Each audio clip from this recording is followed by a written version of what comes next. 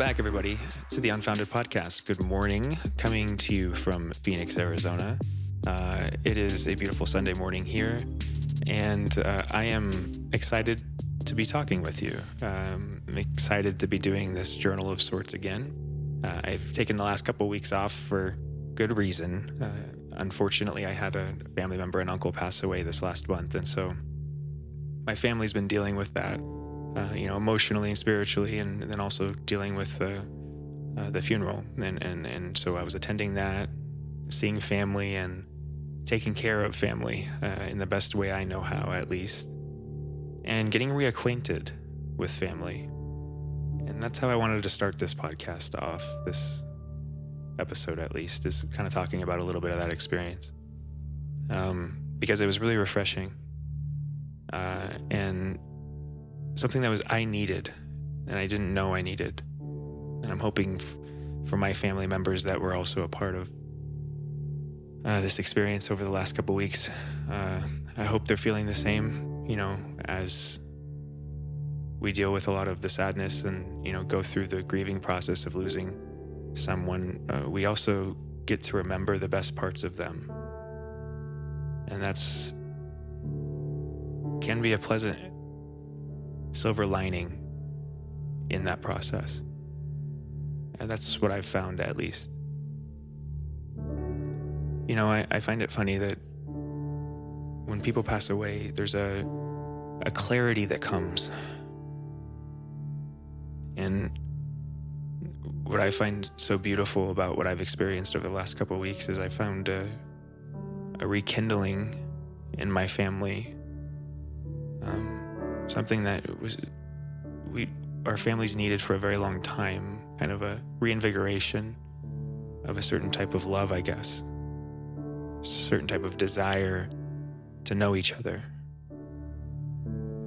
That wasn't there, unfortunately, as much before my uncle passed away. But for some reason, once he did, it sprang out. And one thing that I've recognized, and if any of my family are listening to this right now, I hope that you've recognized as well, is that I think that that's my uncle working through our family, reinvigorating it in whatever way he can. It's a process that is very real. And for anybody that's listening that isn't going through that right now, I can tell you from firsthand experience that when somebody does pass away, you can feel them still. It was something that the preacher that at my uncle's church was talking about in his funeral service, his remembrance, was that,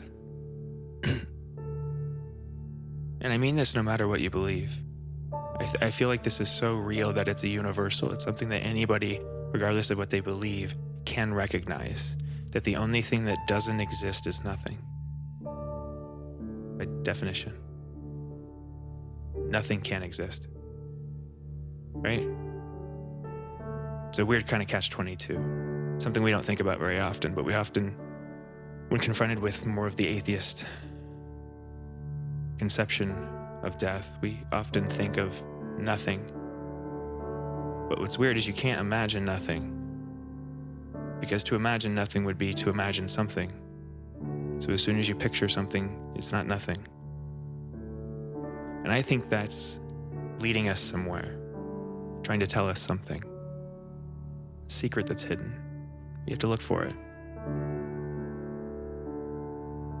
That I believe that the human consciousness, you could refer to it as, the brain and the limbic system and all these intricate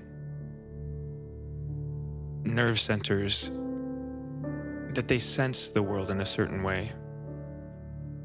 And partially what I believe our consciousness is meant to do is to sense what the world is, what's possible in it. And I believe this is where things like science fiction come into play. That we imagine and entertain these in the wrong way in our minds. They're not playthings only. The place you go in your mind when you're imagining something that would be considered science fiction, when that's a factory of sorts, a universal factory. It's a place that anybody can go to. It's a creativity center. But it's a place where we hammer out ideas that aren't solid yet. They're so soft in a way that you can't even grab onto them yet. They're pieces, they're fragments, kernels of something, and you start to put them together in that place by playing with them, imagining, having fun. Star Trek, communicators. And then you can see in the world, if you look carefully, the ways in which human beings make those into the world, bring them into the world. We birth them. Cell phones, right? And everything else, I promise you, that you see in science fiction can become science fact if somebody puts in the effort to make it that way. That's why we can imagine it. So, if you can't imagine it, I don't think it exists. And you can't imagine nothing, right? So, taking that kind of, thought experiment and applying it to what we were talking about, I think that means that when people pass, they don't go away. They simply change form into a state that's less tangible, almost the reverse of the process I just described of science fiction becoming science fact. It's almost something tangible becoming something less tangible. So the reverse process, but still real. And what I find so beautiful about that too is in movies like, what's the name of it? Coco, I believe. The Disney movie about the young boy that kind of tries to revitalize the memory of his family. And I believe specifically his father. And in that tradition, and I believe it's like a South American tradition, there's this idea of the Day of the Dead, this tradition of the Day of the Dead, but there's also this idea that family members, people who you are related to, when they pass away, they don't go away. They move into a form that heavily relies on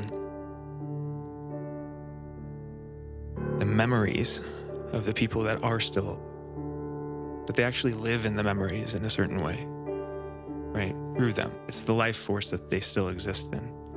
And that the only way that something really dies is for them to be forgotten, right? And so that's why there's this tradition of holding, remembrance on the Day of the Dead for the people that have gone before you. And in some ways to celebrate them, not just to remember in a somber way, but to go and a lot of times have meals near the grave and hang out as if they were still alive, right? Remember the chats you had with them. Makes me emotional.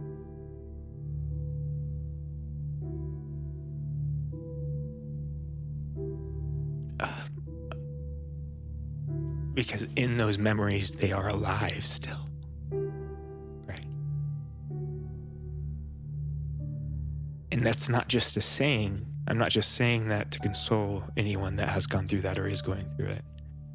I'm saying it because it's real. It's one of the foundations of belief, I think. Well, it's universal. It doesn't really require a bigger belief or to define what you believe in larger than that. That's just one version of it. But you can feel that the people that you love that have gone and passed away live inside of you now.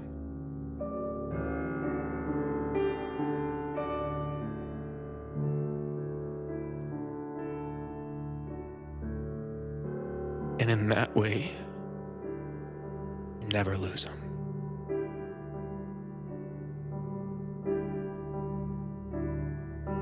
They're a part of you now.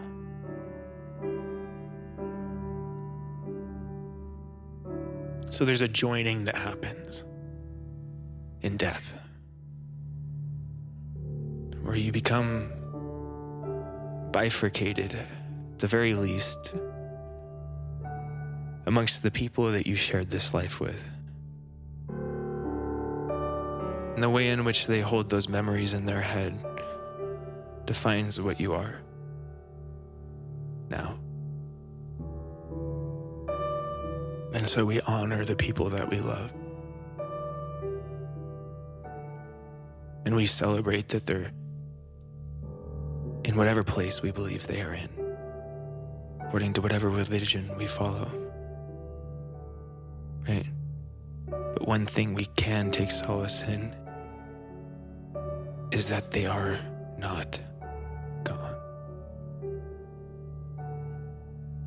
Isn't that beautiful? And true. I'm shaking now as I say it. I've learned to recognize that when I start to shake, I'm saying something powerful. I'm channeling something higher. Right?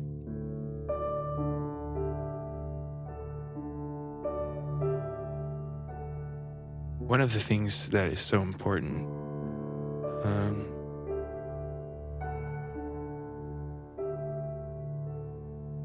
is that when people pass away, they reveal something about who they were to you and everybody that wasn't quite as apparent when they were here for some reason. And the one thing, just to kind of finish on this, to start the podcast here, that, and I spoke about this at my uncle's funeral, that I was reminded of and realized about my uncle once he passed away, was that he had this certain very specific quality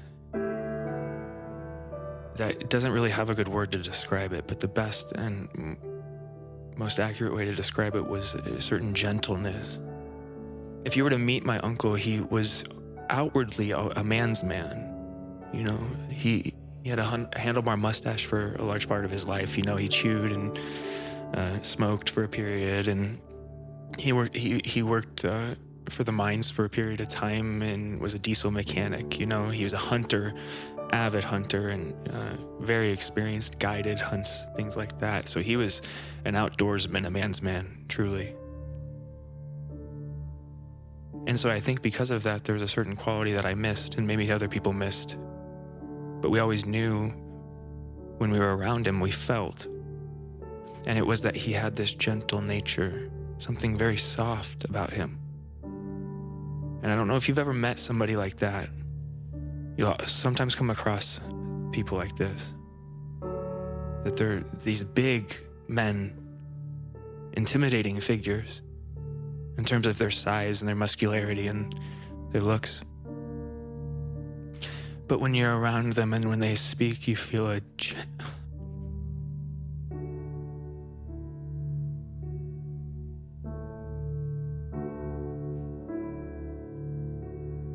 gentle feeling, almost nurturing. It makes you feel safe. And more than that, it makes you feel like you want to hug them.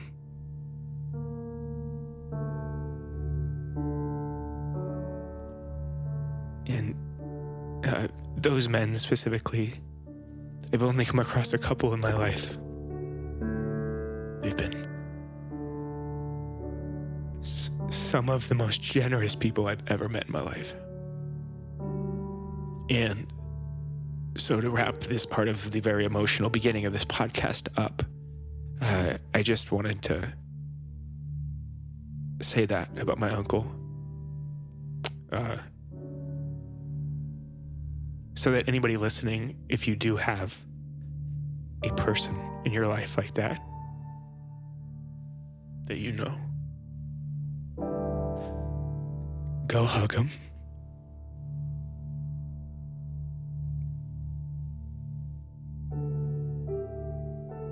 And tell him you love him. And tell him thank you for being you. Because we need more men like that. More men who aren't afraid to be men, but also aren't afraid to embody feminine principles when it's necessary, to be gentle and compassionate and caring.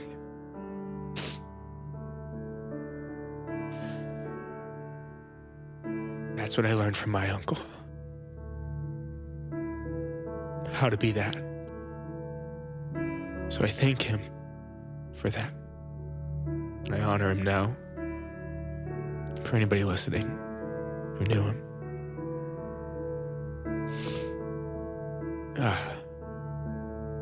I'm going to clean myself up for a second here. I will be right back. All right, I'm cleaned back up and good to go. Let me take a drink, actually. Maybe I should have done that before I started the recording. All right. So thank you for being here, guys. And I know that was kind of a heavy way to start the podcast, but I hope if you're listening to it, that was at least somewhat refreshing for you. And you got something out of it because, like I said, he was an important person in my life, and I just felt compelled, as this is more of a journal episode, to speak on it. So that is not exactly the topic that I have in mind, though, this morning, because as we get closer here, I believe 2 days away from the election, it's on the 5th, right? Let me double check here. Election day.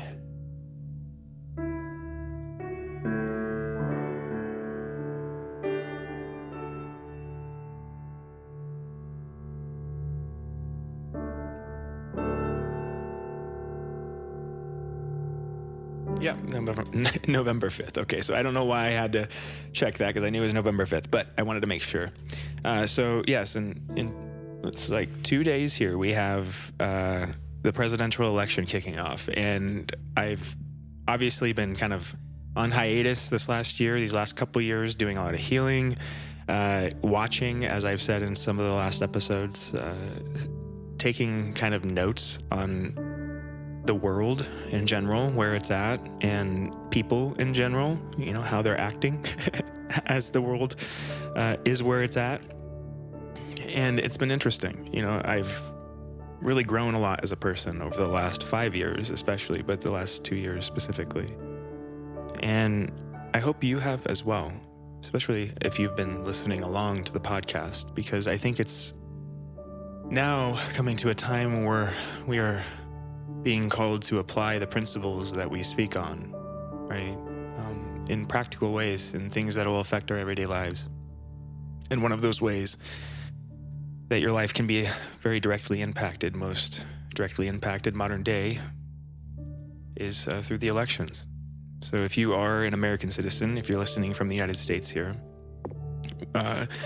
you have a lot of big decisions to make, not just one, but a lot of them. As I was going over the voting, the ballot here last night with my parents, kind of deciding on how I'm going to vote when I go vote in person in 2 days, I realized that there's a lot we're voting on this election, and there's a lot of very impactful decisions that are also very tricky that we're being asked to make. What I was struck by as I went over the ballot last night was just how many proposed amendments, at least in Arizona, there was to the Constitution of the state of Arizona. And I have a feeling this is something that's going on in most states, especially swing states.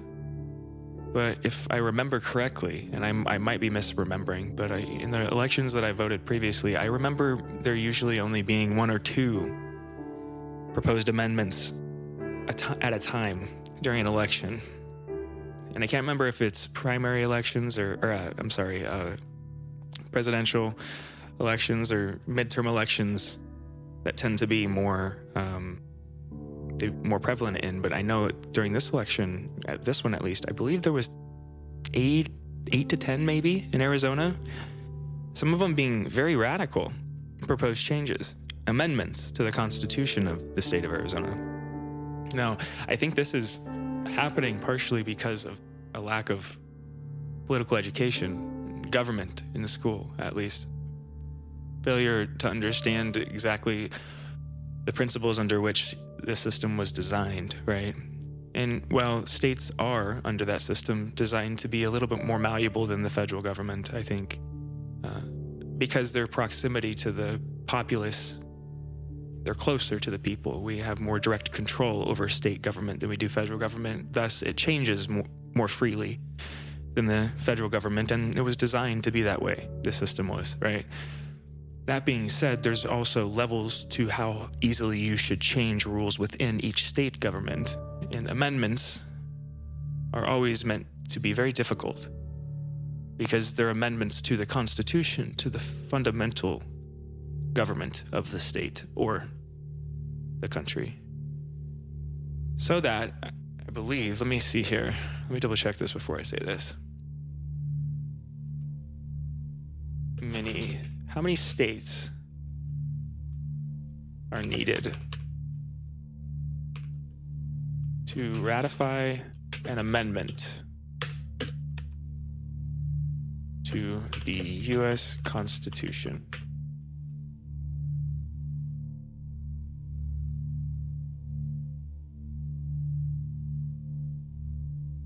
All right.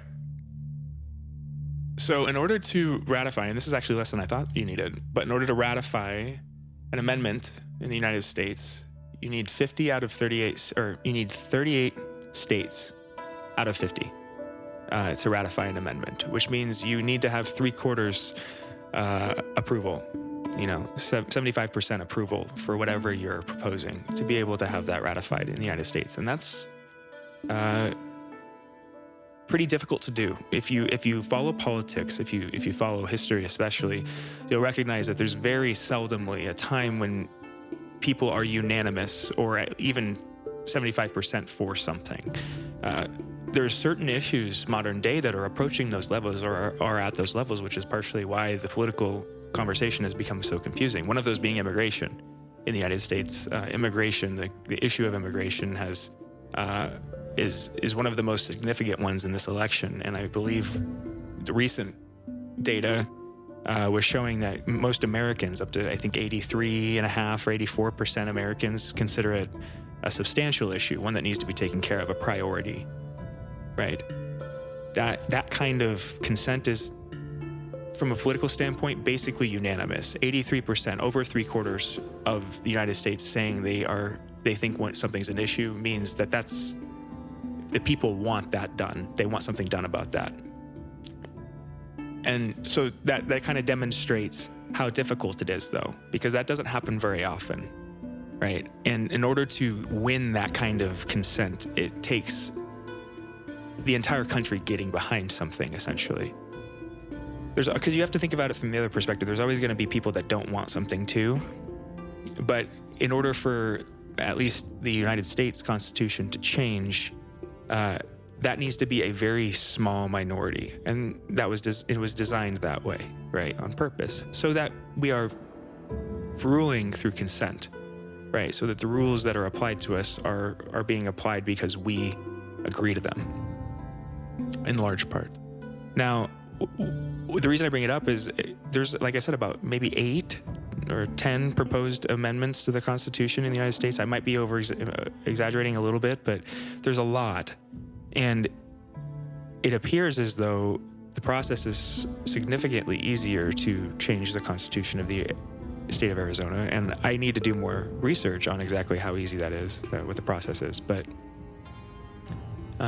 it disturbed me, especially considering some of the things that were being proposed. Some of them were very radical.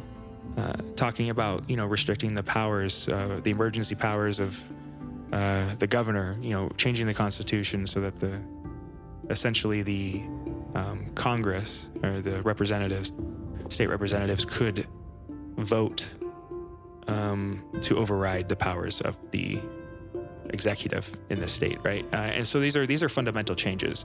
And for anybody that's just trying to decide based on this one paragraph description of what's going on, it's nearly impossible to figure out what is going on. You have to really sort through each phrase of what they're saying, so that when you're voting come this November 11th, make sure that while you're not going to be able to know every nook and cranny of what's going on in politics, it's too much to consume, make sure that what you do have to vet, you vet. Read every sentence, every line very carefully. And if you need to, break it down by sentence level and say, do I agree with that?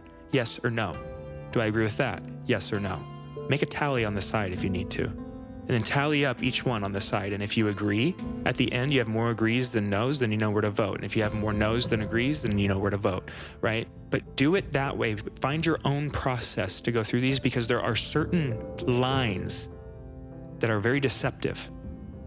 And I'm not going to call any specific ones out, but they're designed to trick you based on the fact that we don't know exactly what is going on, or we don't know the exact process underlying this, right? So that something could be phrased to make it look as if it's very good for you or this certain constituency, or maybe for, restricting abuse of power, whatever it is, right?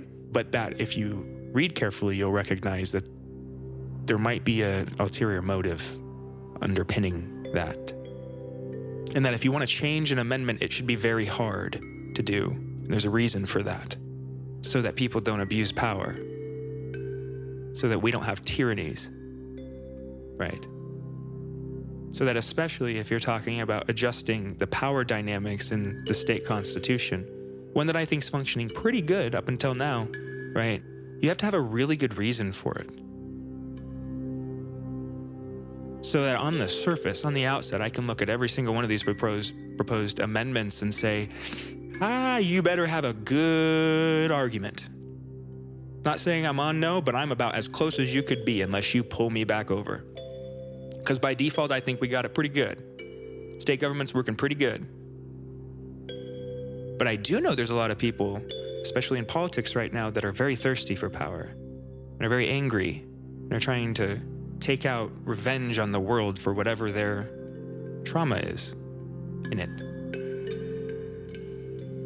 Which then when I look at our ballots, it makes sense why there'd be so many proposed changes to amendments that didn't seem to be there before. And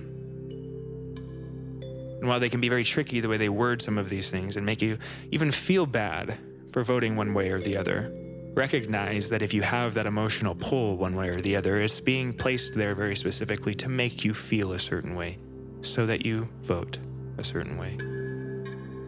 Right? Make no mistake about it. This is the most unfree election that the United States, I believe, has ever held, if not last election. And it's most obvious when you read, the ballots. There's deception. There's already cheating going on, right? So that we have to make this unanimous this time. 3/4 of the United States is what we need.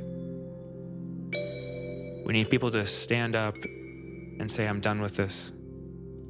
Not with a certain political party, political movement, but with a certain attitude, with a certain immoral way of viewing the world and acting in it, with a certain victimhood. For us all to stand up as Americans and pick up our individual responsibilities at the same time and say, hey, you know what? We're done with this. We're done with blaming other people for other people's problems. We're done defending other people for the things they've gone through. We're simply going to be the best versions of ourselves we can be individually. And if there's a time to finally put the past in the past, I believe it is now. Can't you see it? How many figures unanimously are standing up, regardless of their political background or beliefs or their faith even, standing together for principles that aren't even really enunciated very well yet, but a certain cause that is forming. I'm reminded of The Patriot, an episode I made quite a while back, maybe a year or two ago, in which I was reminded of this part of the movie as well. And it's the part when Heath Ledger, his character, Gabriel, is sitting in the swamp as they're kind of just made this militia, and he's holding a flag that's all tattered of the original 13 colonies, right? And one of the men, one of the former slave men who's fighting for his freedom, walks up and he asks, what are you doing? He says something like it's the lost cause. And then Gabriel kind of I don't even remember exactly what he says, but it's something to the effect of the cause is never lost. And he's literally in the moment sewing up this tattered flag. And so Gabriel in that movie is a representation of a certain, what is the right way to put it? Identity that possesses people in mass, in the most positive way.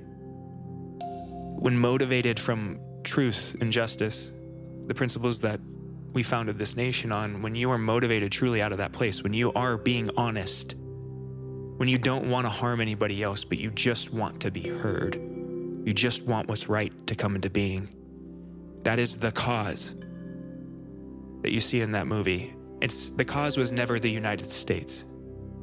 The cause was never only freedom, right? That's the cause.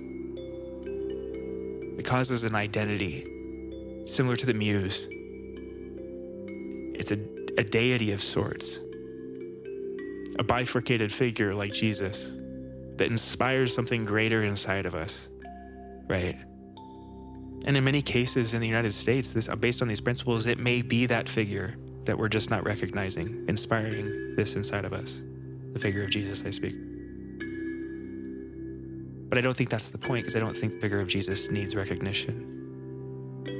I think the point is that we recognize the cause is alive and well, and it's growing. And all you have to do now is to choose whether you want to be a part of it, whether you want to support it, whether you want to allow it to possess you in the best way. Right? It's a fight for principles, not for yourself.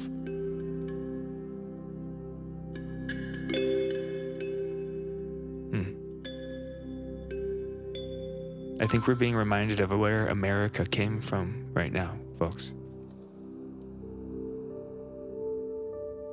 It came from a lot of very scared, very young people sacrificing a lot for a belief that we're just right now describing. Something that I don't know if it's ever been described properly.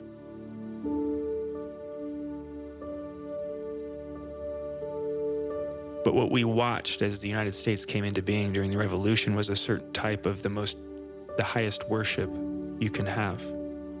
It's not one in which we do lip service to a certain idea, which we go into a church and we just lay praises at the feet of Jesus or God, but one in which we live them out and embody them through our being, which is why I use the word possess.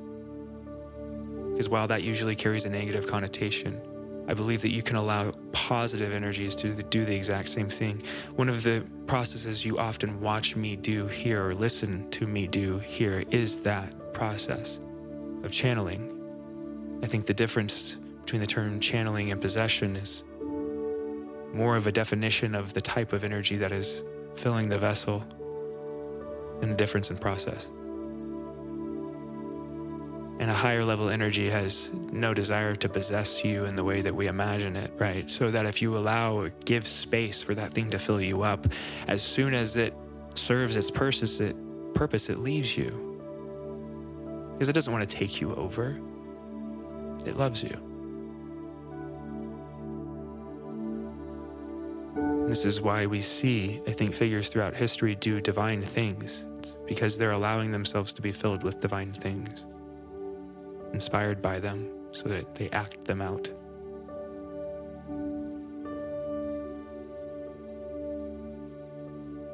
And the reason people don't do that all the time is because it's terrifying.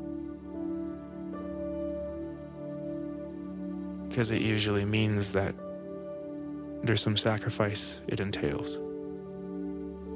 A sacrifice that all of the founding fathers recognized may come for them too, and often did, in cruel and bitter ways, in ways that we've started to see in the world today. I don't know if you've been following on TikTok or social media. I'm sure you started to see it now, but the stories of the squirrel and the raccoon, I forget their names, unfortunately. I apologize, but that in New York State just seized for some reason that we're still trying to figure out. But that these people who have these famous animals in this rescue that they've made, and some of the most famous squirrel in the world and raccoon were seized by the New York State police and then euthanized without cause. And like the world's kind of, in a weird way, it seems I don't mean to belittle it, like to play it down, but it seems trivial in a certain way that we're talking about two animals here in such a large degree, but it is important. It's a tyranny problem. And 2 lives were lost needlessly, ones that were loved around the world and gave a lot to people. And so I think this is a very impactful event, because it is one of those events that demonstrates exactly how far the government is willing to go in order to make sure you know that they're in control. They crossed a line. And I'm just thankful that wasn't a human life that we lost. But unfortunately, we lost 2 very beautiful lives that were, like I said, brought a lot of joy to the world. And what I pray for is that this event was that certain divine sacrifice that will allow for us to see exactly where the problem is, so that we honor them through holding the people accountable that abused the system and those people and those animals, because that is undoubtedly animal abuse, I believe. And I believe some other crime towards the owners of those animals that I don't even know if we've defined very well yet. But if nothing else, a certain type of assault.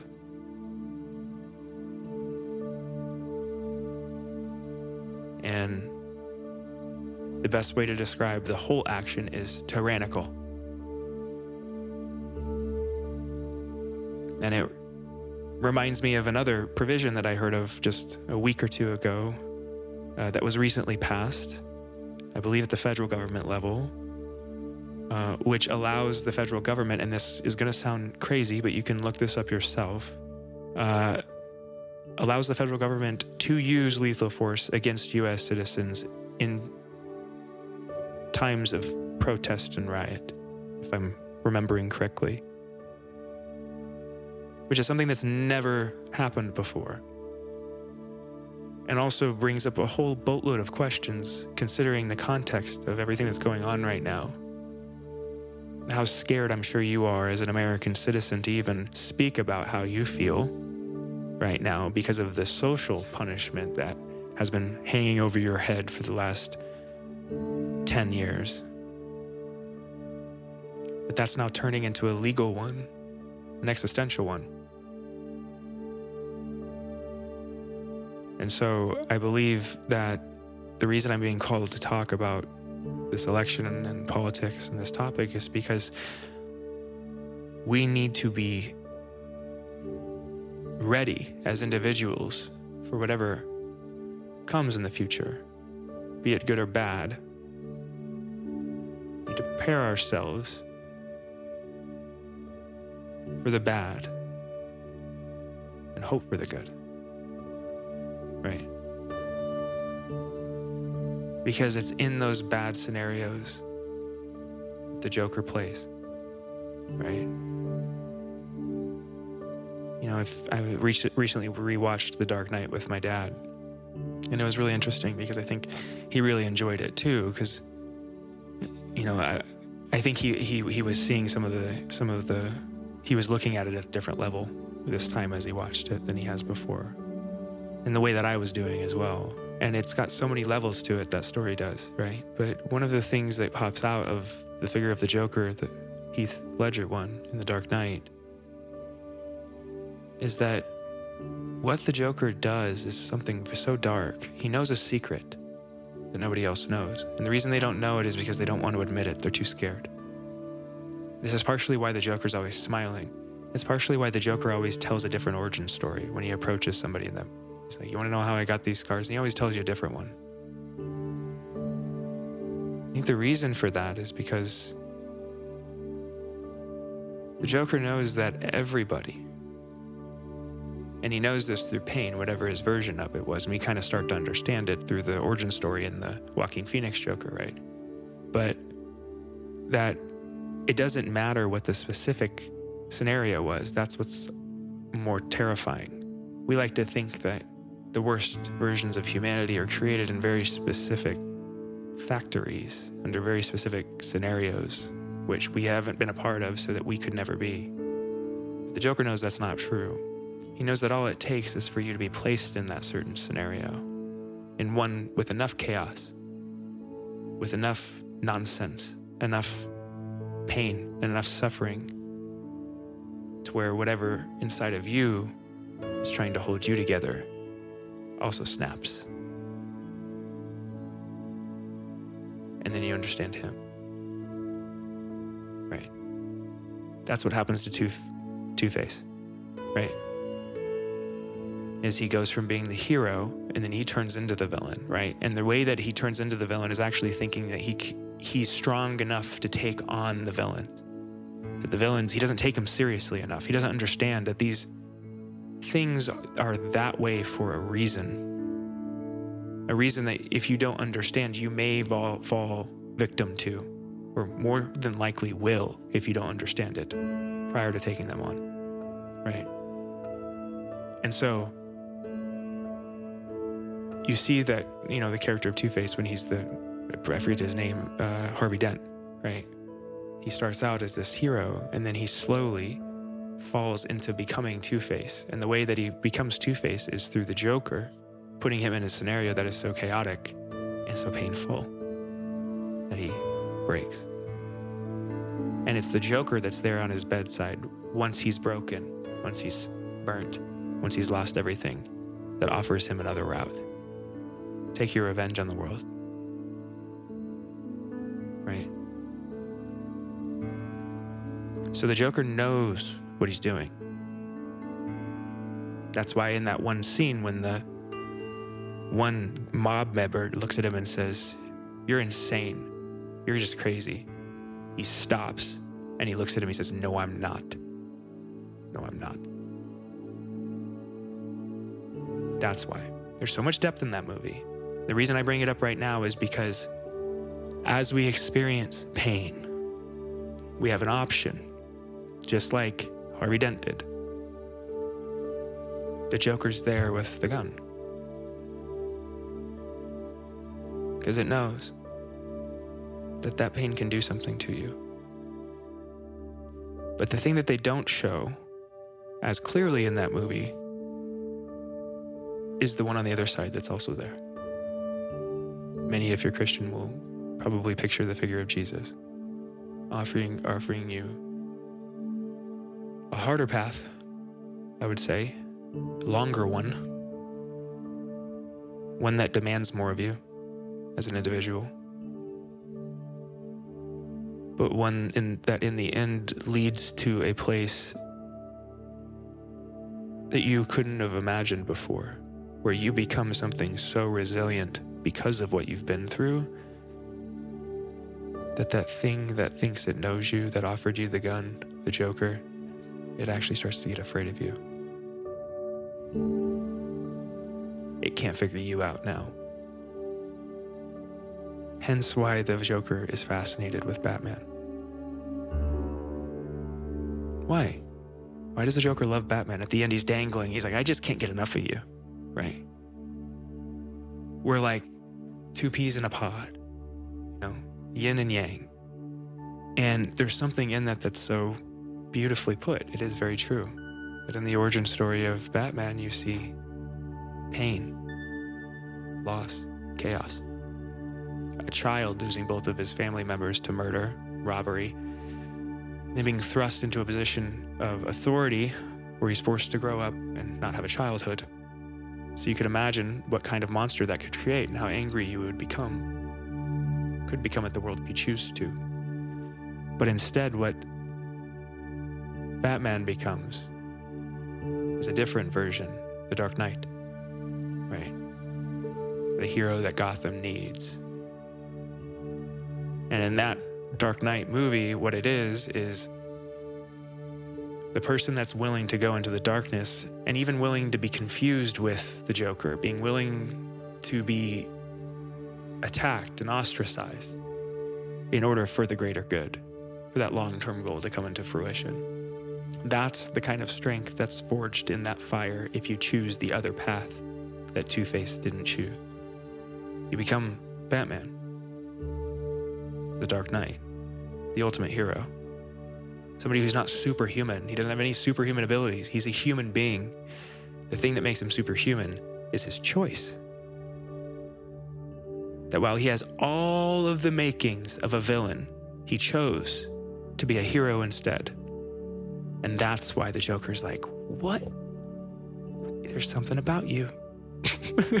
You know what I mean? That he can't, because he made the choice that the Joker couldn't, that Two-Face couldn't. And that's a strength by default. So the Joker, in a way, already knows that the Batman's better.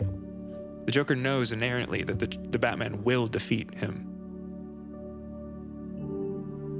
There's an insecurity that's inspired inside of somebody that knows that. Anyway, it's interesting to analyze that movie at a deep level because of how it applies to us individually. How it can prepare us for things before they come. Right? So that in this political season, in this election cycle, there's a lot of anger and resentment that's built up over a decade now, right? That, and there's a lot of possibility of, there's just so much mistrust.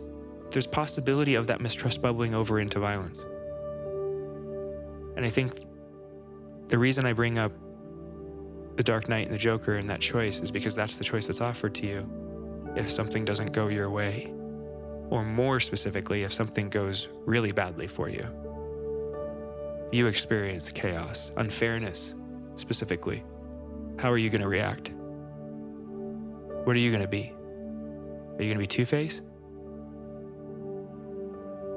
Or are you going to be the Dark Knight? Are you going to maintain yourself through that chaos so that the cause isn't lost? Because the cause deserves a better hero, a higher version of it. Someone who's willing to carry it through the fire and willing to sew it up as it's falling apart. That's your part of the burden.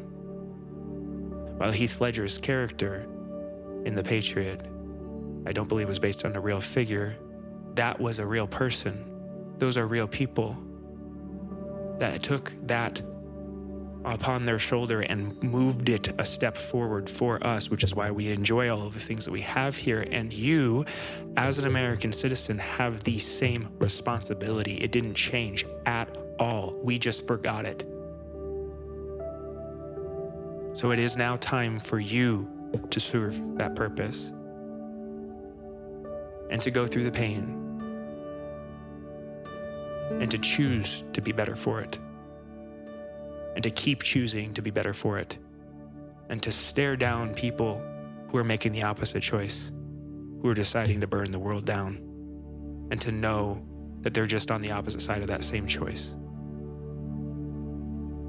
Let your faith grow in those moments. And if you start to get hateful and bitter and resentful as you watch people do that to the world, know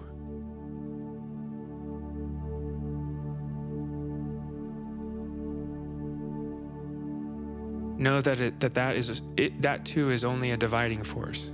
Those feelings, that those are part of the battle, that those need to be relinquished as well. That even the desire to fight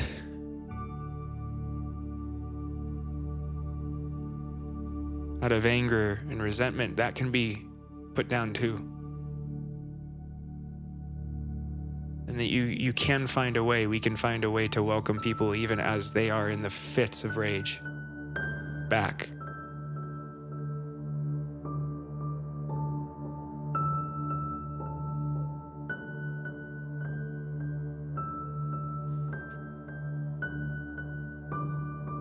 I want to speak more clearly now about the election instead of in stories and metaphors.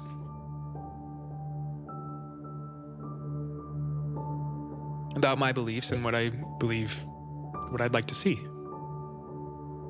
I've stayed out of it until this point, mainly because I don't want to influence you by saying this. I think the reason I'm saying it now is because I want to finally enunciate it clearly, because I've taken a long time to figure out what it is, what I believe politically right now. And you should too. And you should stay silent until you know exactly what you believe, and you shouldn't parrot other people's beliefs, and you shouldn't repeat things that you don't know are fact. Be patient with yourself. Give yourself time, even if it takes years, to figure out what's going on. And then when you know what it is, say it out loud. Not to influence other people, not to fight for your side, so that you know. This is what I believe. You put it into the ether. And you let it grow naturally through that process.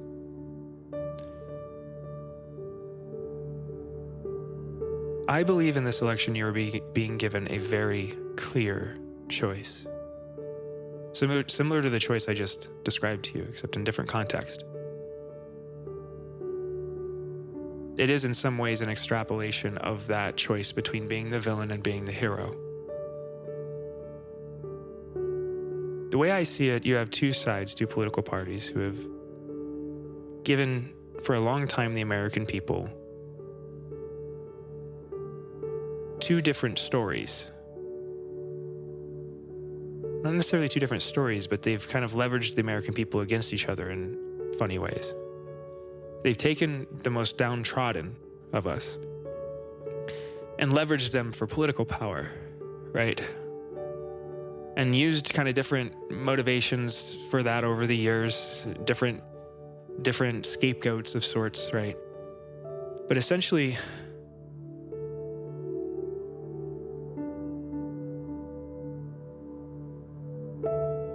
for a long time, I believe the political parties were designed to keep us divided. The Republicans and the Democrats, it was specifically so that the masses of people, the most people in the country, the working class people in the country didn't realize they're actually very similar. And so according to whatever demographics or whatever dividing line they wanted to pick at the time, they would divide us up and say, you're a Democrat or you're a Republican. And they would make these different arguments for it politically, and then they'd broadcast them to you according to where you lived. And then because we're isolated, and we were more isolated historically than we are now, you wouldn't know there was different messages going around to different people, so that slowly but surely we became entrenched on these certain political sides, thinking that we're on the good side, both of us, right? But then forming a team mentality that is separate from the team mentality that the United States is supposed to have universally.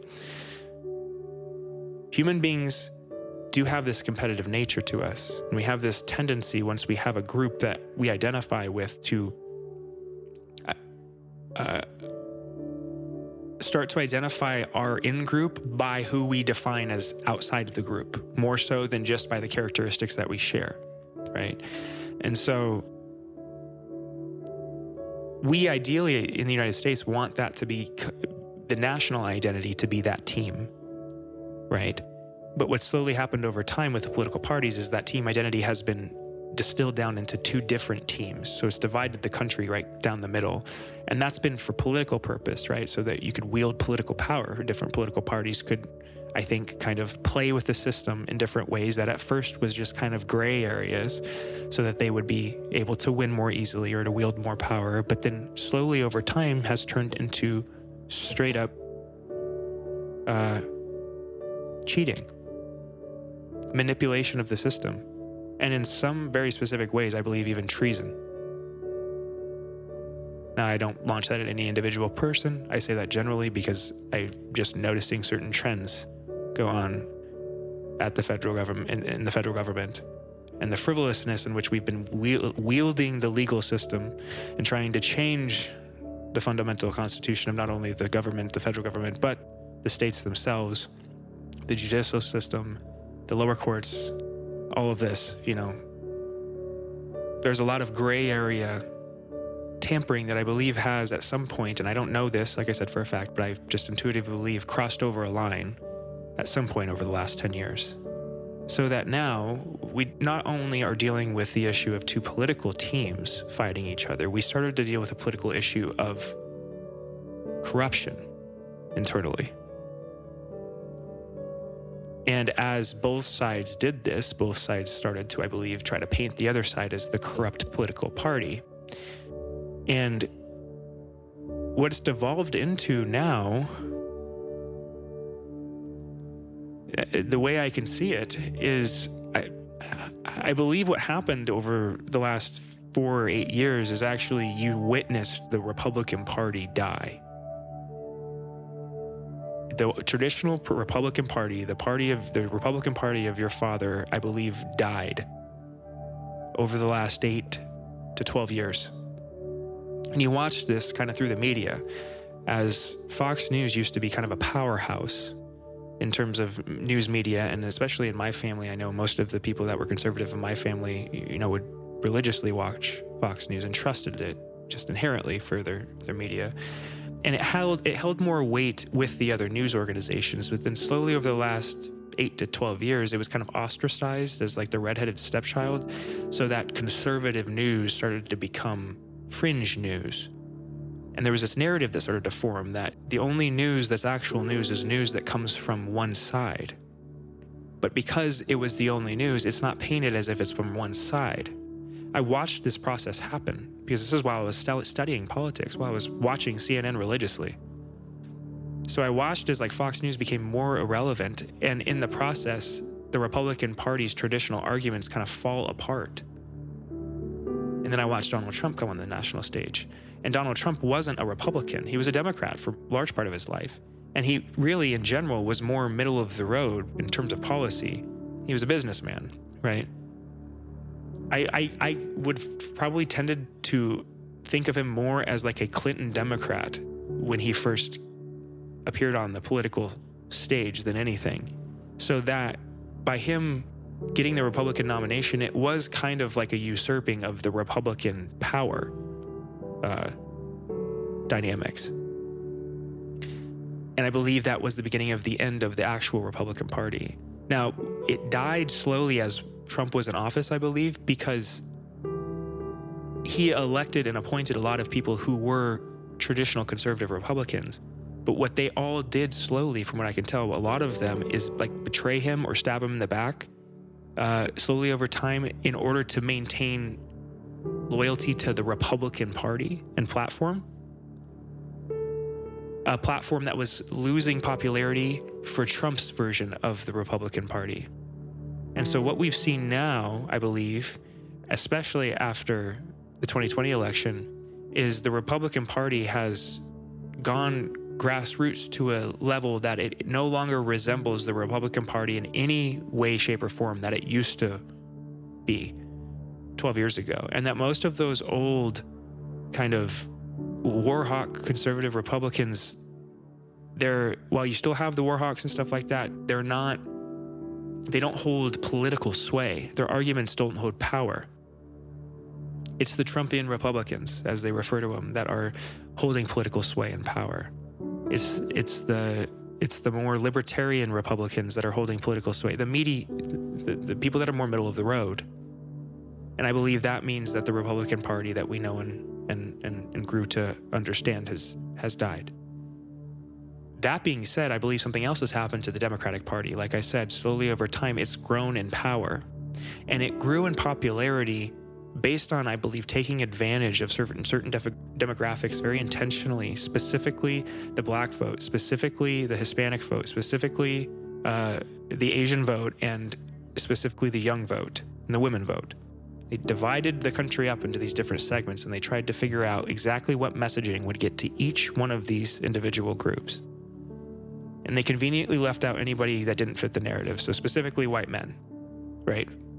And didn't notice, I think, in the process, that was inherently racist way of dividing up the world, that if you want to divide the world up based on gender or skin color, then you are acting racist inherently.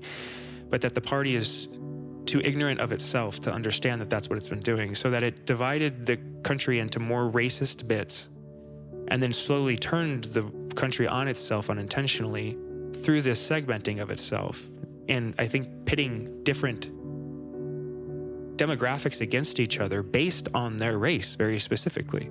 So that you saw over the last 8 years to 12 years, a reinvigorating of what we would call a race war of sorts at periods of time, especially during COVID, that was, I think for most Americans, kind of unexpected and shocking, that everybody watched these riots and things going on that nobody really believed, that everybody thought we had gotten over. That I really believe that the way that Obama won was by on this unspoken promise that, you know, all Americans can vote for a black president, and in voting for a black president kind of heal that pain from the past in some, not totally, but in some very specific way that the country needed, in a recognition that we are all equal through that vote. And for that to not happen, for it to go the opposite way, for us to see America explode into violence and chaos, specifically based on race, when most of America, I believe, had voted for a black president so that we could heal that finally, demonstrates that there was some other motive at play, something festering inside of the Democratic Party that we weren't aware of, that we're only now starting to become aware of. And what I'm starting to recognize, I believe, is that in the same way that the Republican Party did not have the best interest of people at mind, which is why it slowly died and it started to turn into what we now call the Trump Republican Party, right? This Trumpian platform. The Democratic Party has not served the people well. And as a matter of fact, I believed abused them in very specific ways and damaged the country either intentionally or unintentionally, in ways that are kind of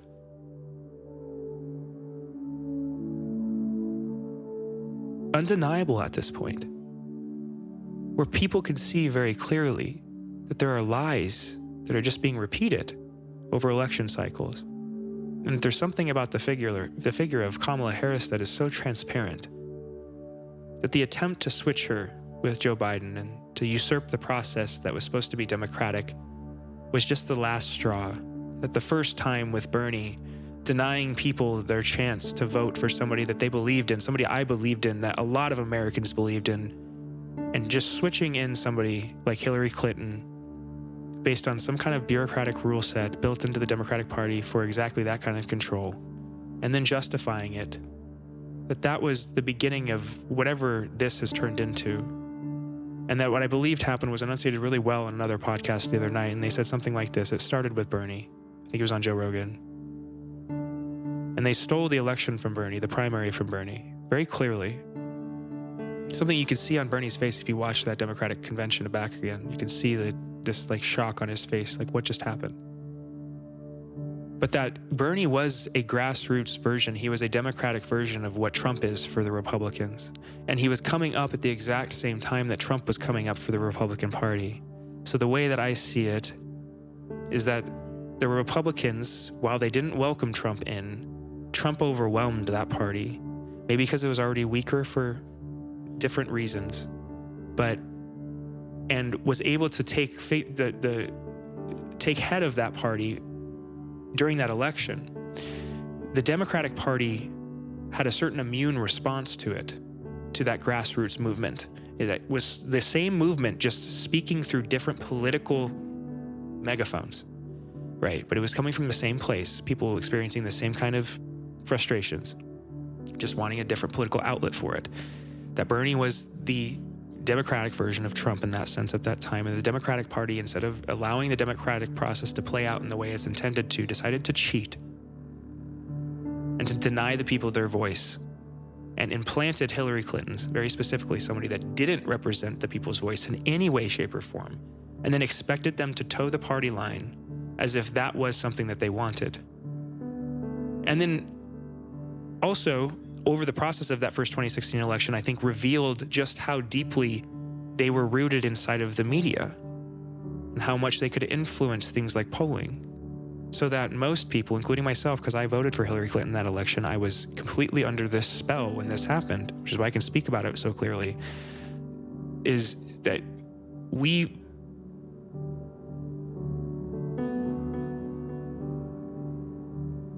when Hillary when we got to that election, I was so shocked that Hillary wasn't elected because I was addictively paying attention to the polls that I felt betrayed immediately, but I didn't know where to feel betrayed from. And because they immediately blamed Trump as if he had cheated, I started blaming Trump. And I think that's what most liberal people did at that time. But that anger, that resentment, that frustration was misplaced in Trump.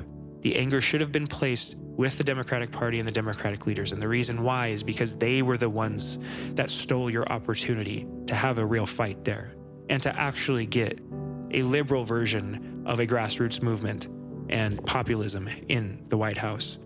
And I believe that Bernie would have had a good chance of winning in that election and might have beat Trump.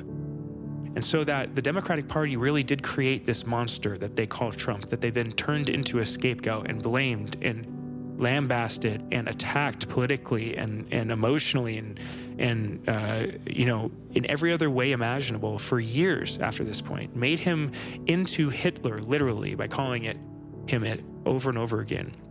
And as you start to explain what happened in the way I am doing now, I think it starts to become clear why they're doing that. Because it's a bunch of people in power that recognize I fucked up, but they don't want to admit it. Right? And they're flailing. And they're desperately trying to take out the thing that is their judge. Not that Trump is a better person inherently than any individual person in the world specifically, but that Trump, simply by existing, is a judge, is a reminder of the way in which they denied the American people true democracy and freedom. So that every time they speak the word freedom and democracy, they have made themselves into liars, which is why you don't trust her when she speaks, which is why nobody does, which is why we're all sitting here questioning why she was able to become a presidential candidate. I speak of Kamala Harris. And Walz.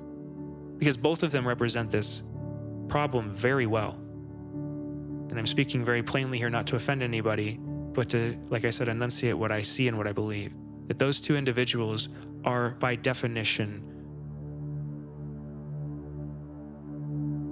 untrustworthy, inauthentic. They lack confidence. They don't speak clearly. They tend to leave you with a feeling of exhaustion. And I think you get those feelings when you're around people that aren't being honest. So I believe you're being given a very clear choice during this election. What you've watched happen on the Republican side, I say the Republican only to identify the sides, the Republican side, not to really identify the movement, because it's really not Republican anymore. It's a different thing now, especially as they start to call it the unity movement. We may not have a third-party system, but I think we just had a switching of one of the parties. And there will be a new version of the Democratic Party that comes into being, or a new, more hopefully middle-of-the-road version of it that takes it over. And I hope that's in response to the results of this election. Because I do hope and I pray that Trump,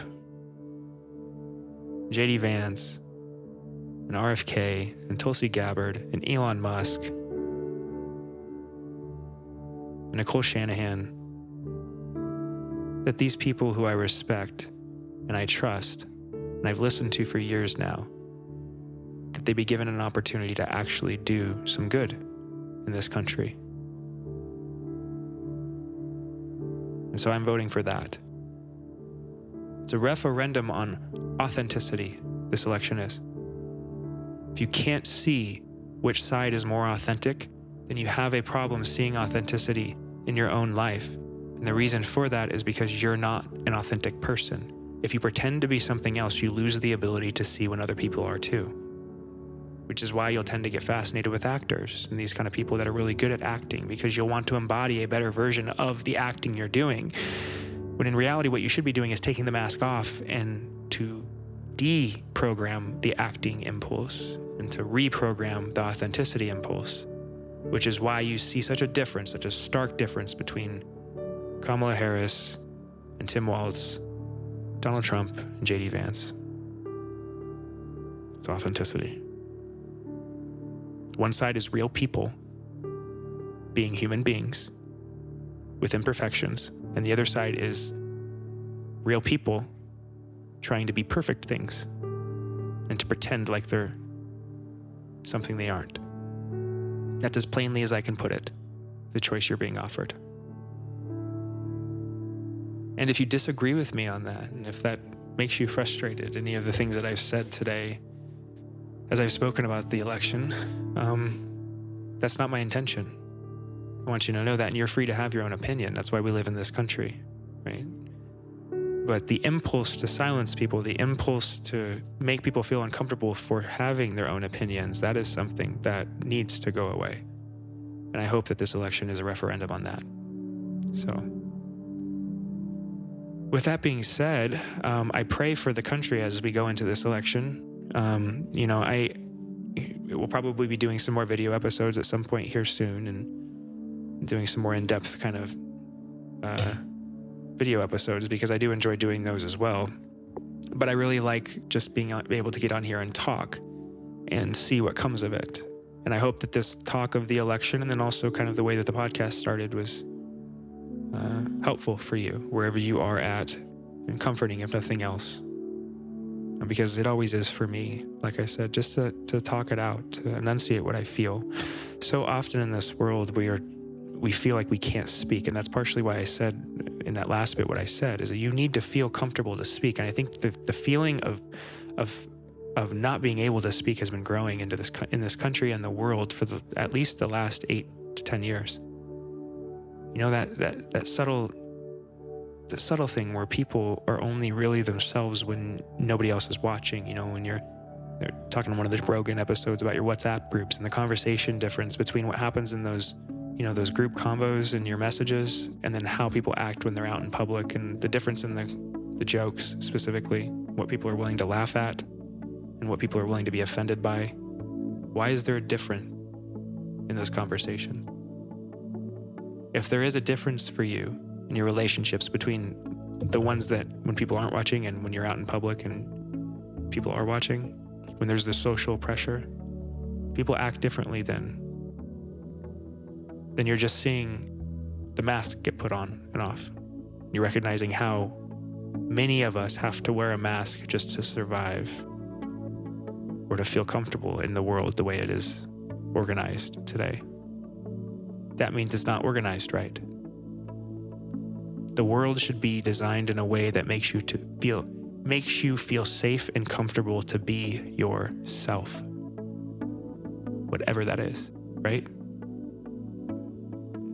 Isn't it ironic that it's a liberal world, quotation marks, in which we feel uncomfortable to express ourselves? And I think I'll leave it at that. I want to send you guys a lot of love wherever you're listening from. I want to wish you luck on election day, and not luck, I guess, but I guess clarity is what I'm thinking of, clarity of mind and the ability to really feel for yourself what you want. Nobody else, just you. We need you.